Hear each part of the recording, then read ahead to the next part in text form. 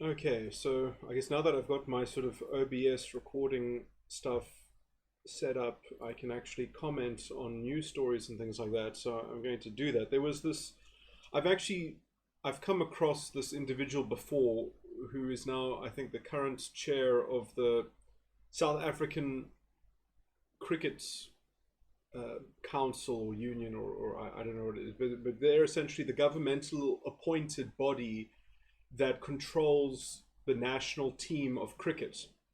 And I guess his name is Lawson Naidoo. And I've seen this person make a comment a long time ago on these on essentially the culture war, on this kind of issue of sort of sportsmen having to pay fealty and allegiance to the Black Lives Matter movement by kneeling, which I find incredibly offensive, because I believe that the politics of the Black Lives Matter movement are illiberal, are fundamentally illiberal, and they represent a movement which is also antithetical to non-racialism.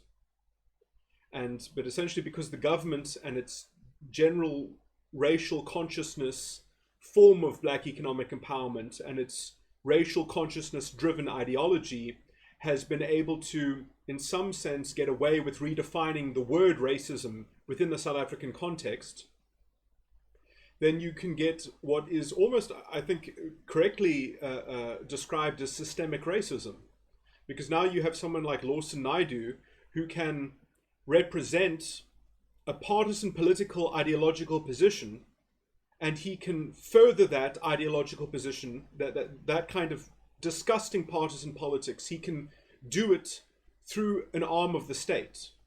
He can compel people in a very kind of totalitarian sort of way. He can override their freedom of conscience. He can just completely steamroll them because he gets to define what racism means. And he says, if you don't do this, you're not standing against racism. So he gets to control the narrative of how things are defined. But I mean, this also goes into the layers of actually the Black Lives Matter. I mean, he's almost speaking as if he doesn't know that the Black Lives Matter movement is a controversial movement, that there are people in good conscience who disagree with it. But essentially, that the entire premise of this movement is that we should all have a kind of collective guilt for the system, and that we should all imagine that we together must take responsibility for overcoming systemic racism.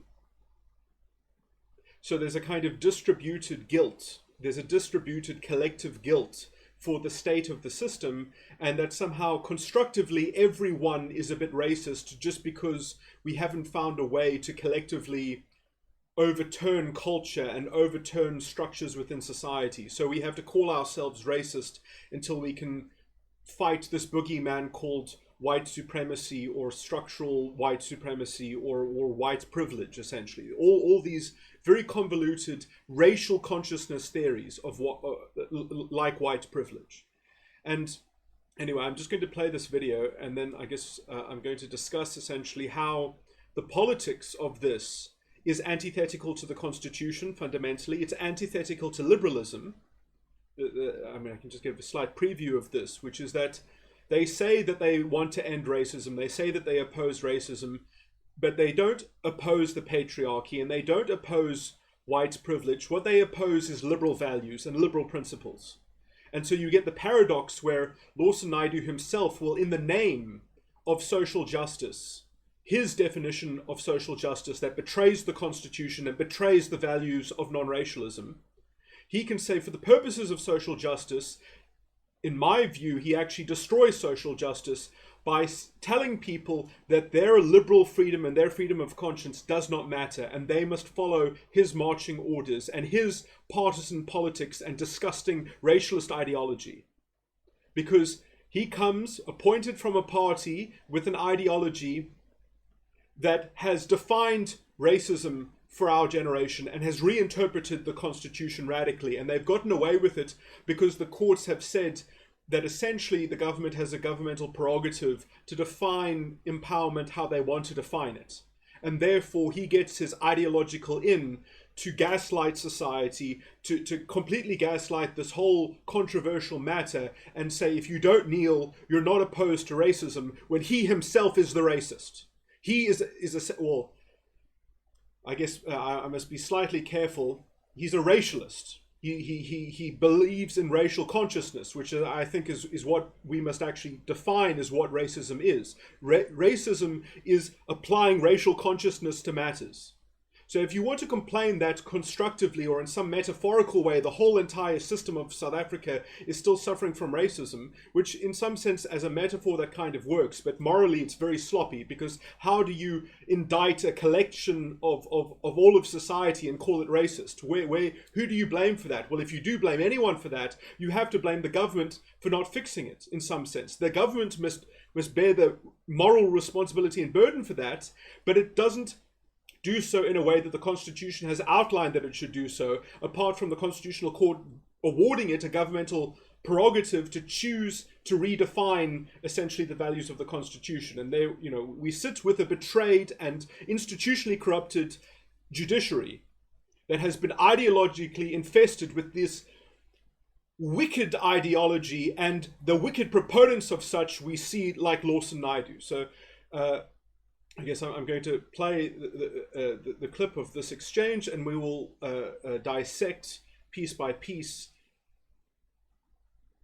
just how insidiously these people have destroyed the value of non-racialism, and they perpetrate essentially totalitarian ideology and fascism, as if the Nazis also believed themselves to be social justice warriors. And Lawson Naidoo is not at all different from any general in Hitler's army, is basically going to be the conclusion of this thesis. But let's have a look.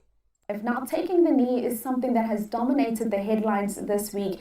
The Proteas might have won their first T20 World Cup match on Tuesday, but all the limelight was really stolen by the withdrawal of wicketkeeper batsman Quinton De Kock before their match against the West Indies. To help us understand this episode, we have joining us on the line Cricket South Africa chairperson Lawson Naidoo. Good morning, Lawson, and welcome to Sports on Morning Live.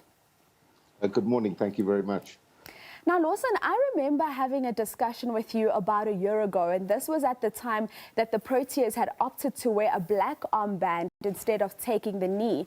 And it was also before you were appointed as the chairperson of CSA. And I remember you were so outraged, and you said that Cricket South Africa needed to be decisive on the issue as a matter of urgency.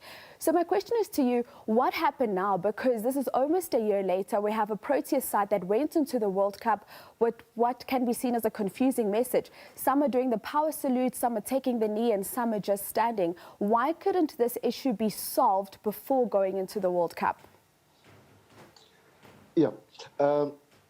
What has been happening over the last year since that moment where the players wore black armbands is there have been ongoing discussions within the team environment amongst the players themselves to try and reach a consensus on a uniform gesture that they could all agree upon and implement.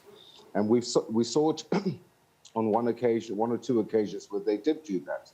But it was clear that they were unable to sustain that, and that the team ultimately opted to demonstrate different gestures. And I think the images we saw from last Saturday's game, the opening game of the World Cup against Australia, sent out a signal of a team that was not in harmony. It was perceived as being disorganized. We had some players taking the knee with fists raised. We had some players standing with fists raised, others standing with their hands behind their backs. And, this portrayed an image of South African cricket that we do not want to see on the international stage. We're in the middle of a World Cup. Taking the knee has become an acknowledged worldwide gesture against racism. And we feel that South Africa, of all countries in the world, should be taking a lead in this regard and should be taking the knee. And that is why we only issued a directive earlier this week, because we wanted to give the players the time to come to a consensus view amongst themselves. So it was only when it became abundantly clear to us that they were unable to reach consensus that the board decided that it needed to intervene. So Quinton is still with the team, and we assume that at some point the board would have had a discussion with him alongside some other senior team members. What was his position beforehand on taking the knee and at the time that the directive was issued? Because we know we live in South Africa, a country where freedom of choice is really a fundamental human right. And was there any consultation that took place with the team members before that directive was issued?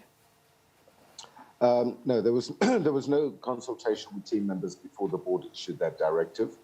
I'm not sure. I can't speak for Quinton De Kock in terms of his thought processes when he decided not to make himself available for the game against the West Indies on Tuesday.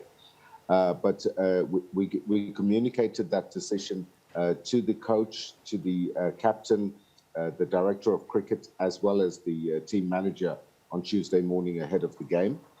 The issue is that on Tuesday evening, accompanied by two other board members, I met with all of the players that are in the UAE at the moment through a virtual link, and we had an extensive discussion where I and my fellow directors explained to the players the rationale behind what we were asking them to do, why it was so important for a team that is representing South Africa on the international stage to show a unified commitment against racism, why combating racism is such an important issue, particularly for South Africans. These are role models and idols, particularly to young people, and they have a great responsibility in that regard.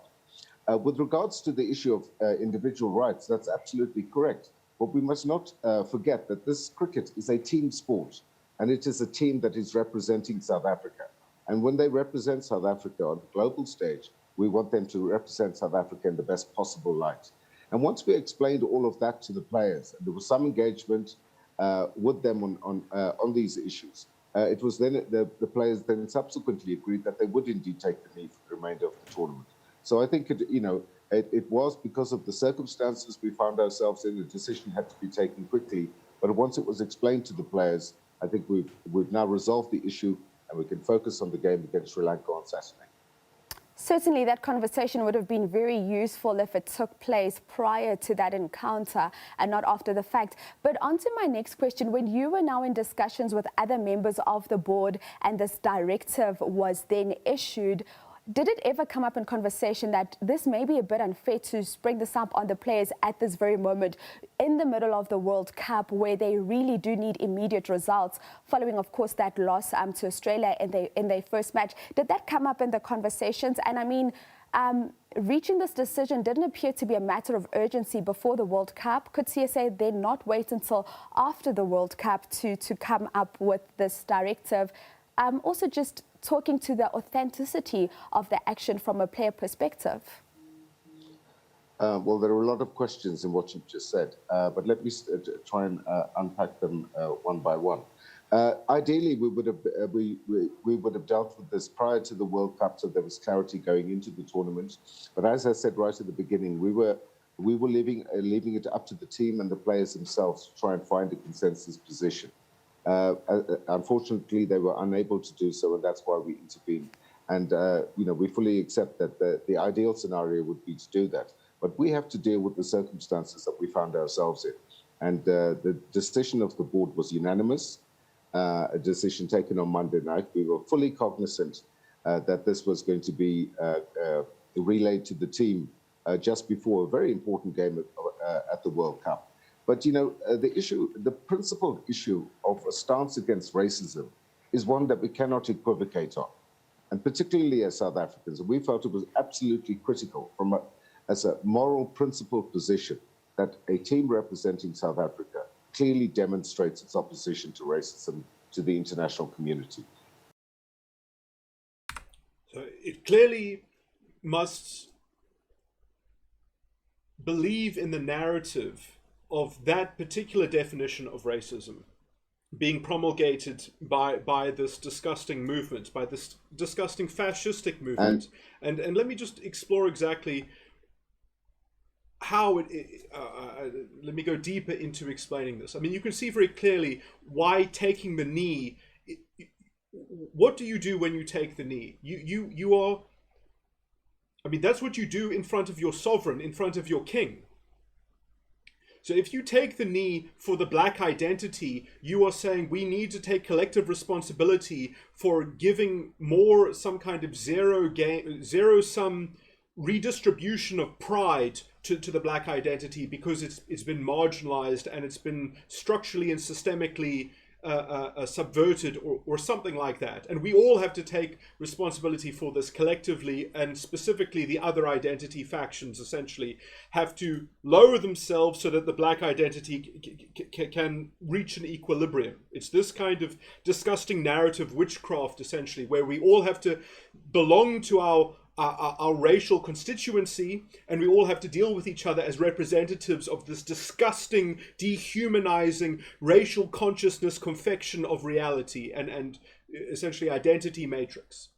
And here we have one of the agents of this identity matrix enforcing this orthodoxy on people, this disgusting racialist worldview, essentially saying that no, you have to kneel, instead of saying that no, we can be proud because we're South African and we actually have a proper non-racialist constitution that is geared towards ameliorating disadvantage and providing for transformation. Instead of that, no, we have to scapegoat identities. We can't say that this is government's task and constitutional duty. Somehow this is everyone's constitutional duty, and government has essentially turned this on the private sector, turned this around in this culture war essentially, which is a fascistic move essentially to make, which is that it's never government's fault, it's all of our faults.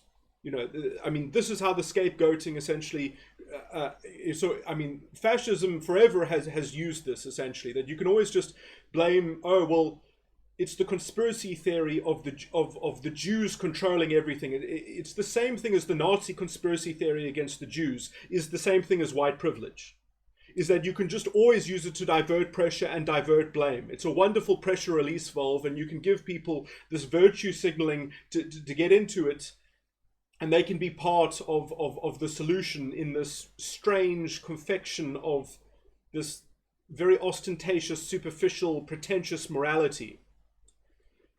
So never mind that it completely distorts democratic literacy and actual responsibility where it actually is constitutionally laid.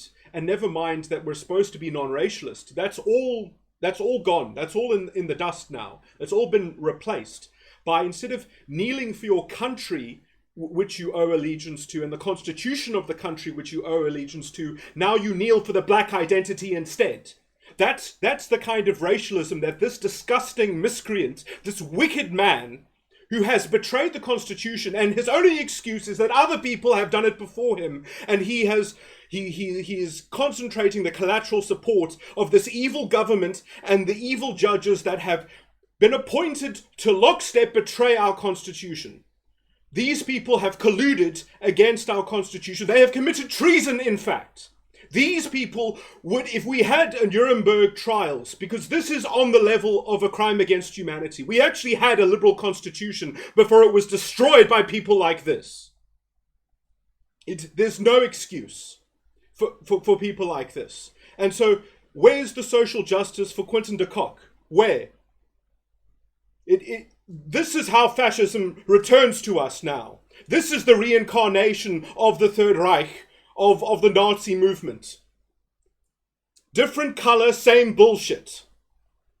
And there's absolutely no excuse, because in other countries they have shitty democracies, they have shitty constitutions. There is no excuse for this in South Africa.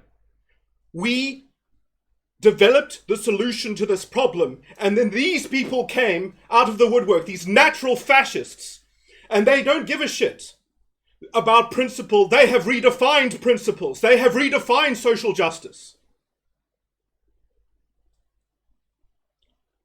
We can only hope that there will be a historical record of this egregious subversion, and that these people will be brought to book, and that perhaps there is a circle of hell waiting to receive these people, and they will be judged for the evil deeds, the wickedness in them, which they can essentially wash clean in their groupthink, in their slave morality, in their racial consciousness which they promulgate to continue the never-ending scapegoating. You know, yes, in a country like South Africa, let's have our sportsmen represent South Africa by this authoritarian, totalitarian, fascistic controller.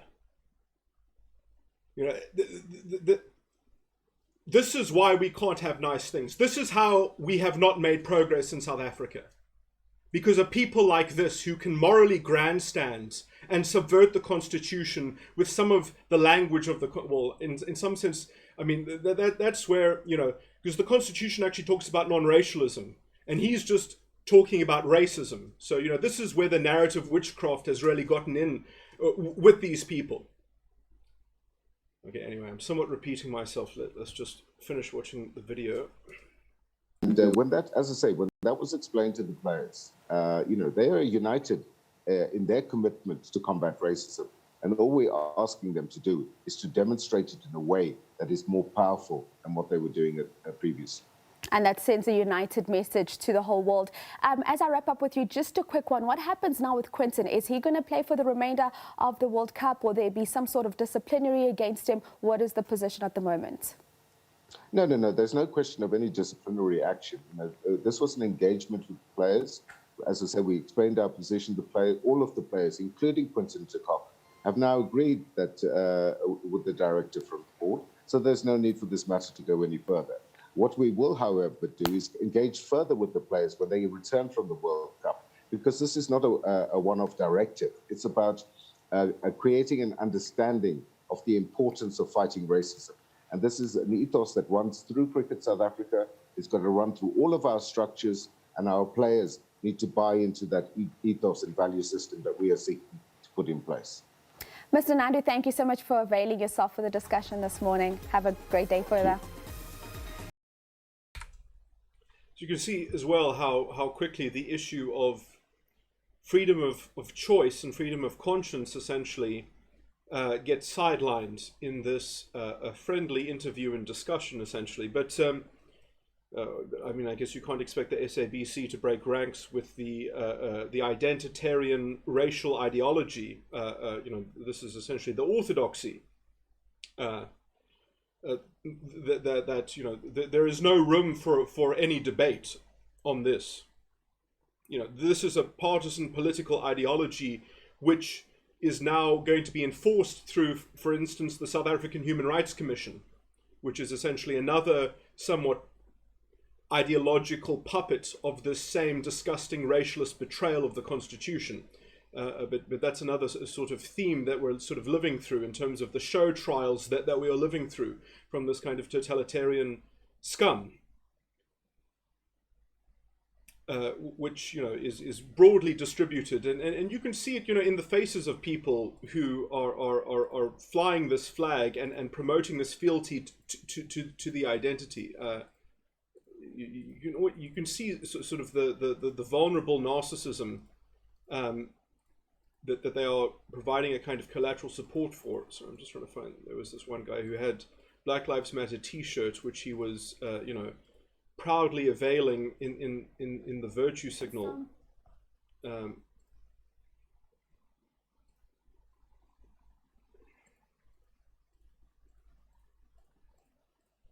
had a blue shirt. I'm trying to find it now. There.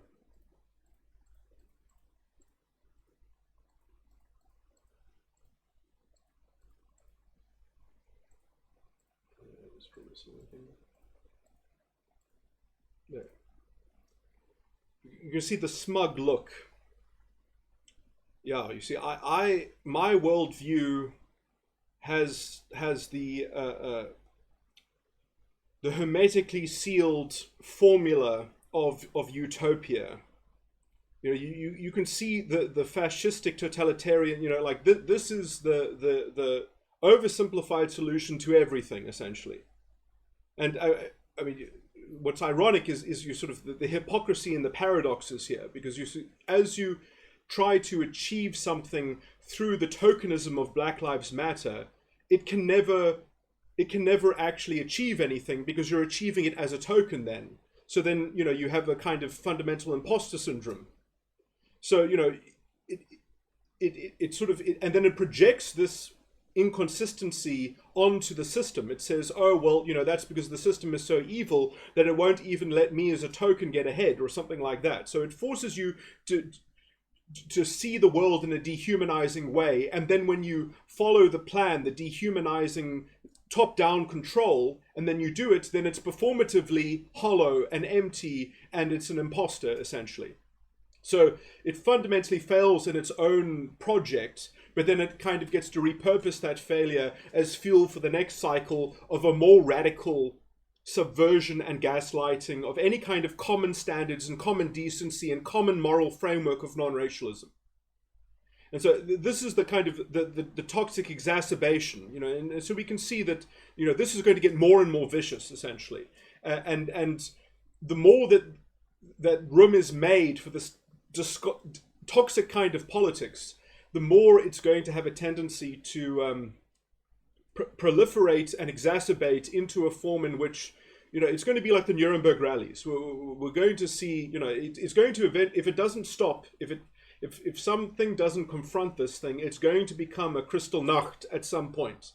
That's this is exactly, by the way, before World War II, Hitler was the most popular leader in Europe around the world. Everyone loved Hitler. Everyone thought that, he was standing up for his people, and the sympathy of the Aryan people, the poor Aryan people that have been so hard done by the Treaty of Versailles and all these sorts of things. This collective sympathy narrative is such a murky moral conflation that then you can use it to cover any kind of egregious inconsistency. Doesn't matter that the whole thing is fundamentally built on a kind of pretentious, smug, self-referencing, self-fulfilling prophecy of its own failure, which then it can, repurpose as a never-ending sort of artificial self-esteem. The problem is that, you can't actually get self-esteem this way. Who's getting the self-esteem? Is he getting the self-esteem? Is the identity getting the self-esteem? Somehow it's only you connected to the identity. This breeds racism. This is racism. And if you kneel for the black identity, you're not kneeling for the Rainbow Nation. You're not kneeling for South Africa. You're not kneeling for liberal values and tolerance. No. Look, where has this tolerance turned now from Cricket SA? Where is the liberal tolerance? No, it's partisan ideology, racialist filth that is enforced from the top down. Shamelessly, and using the words principled. Oh, we're taking a principled stance. But you won't find those principles in the fucking Constitution, will you? No, you've made your own fucking...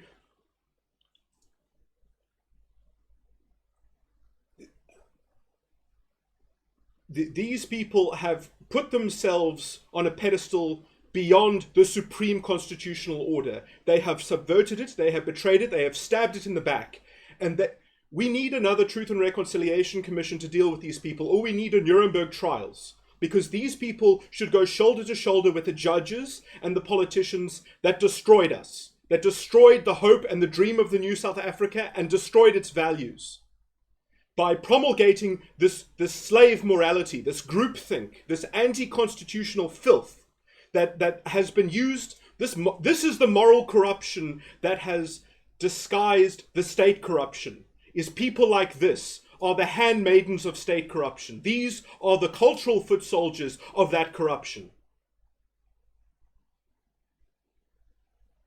But they can just award themselves this smug, pretentious superiority.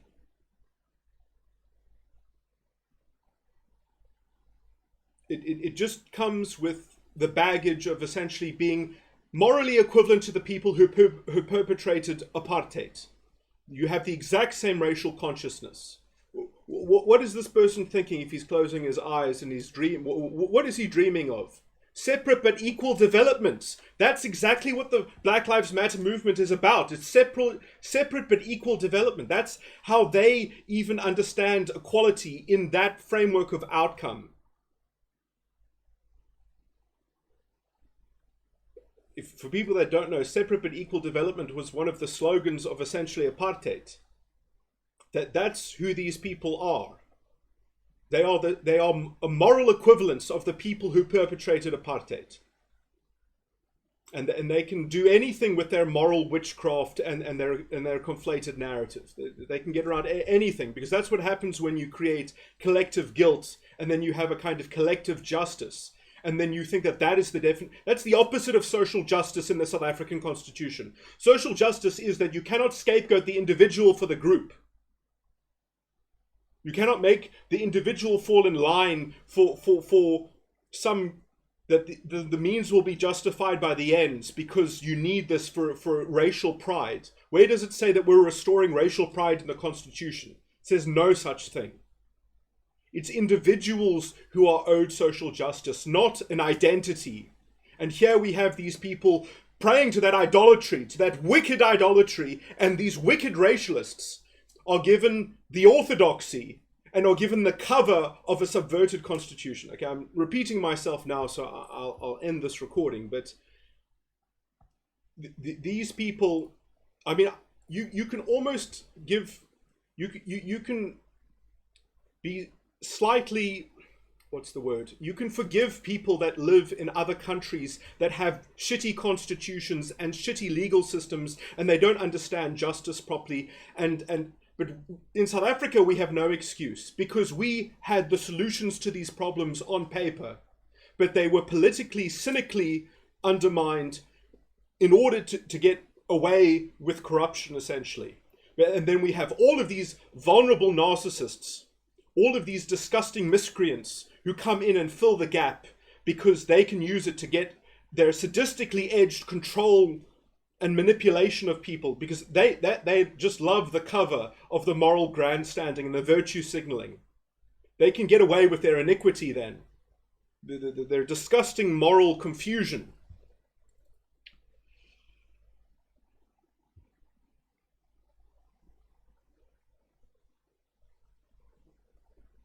They're a shortcut to their little imagined utopia, which only them and people who look like them can sort of separate but equally indulge in, so that they can be a separate but equal imagination about something.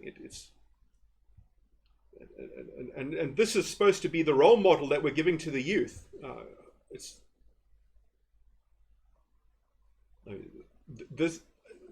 does not bode well.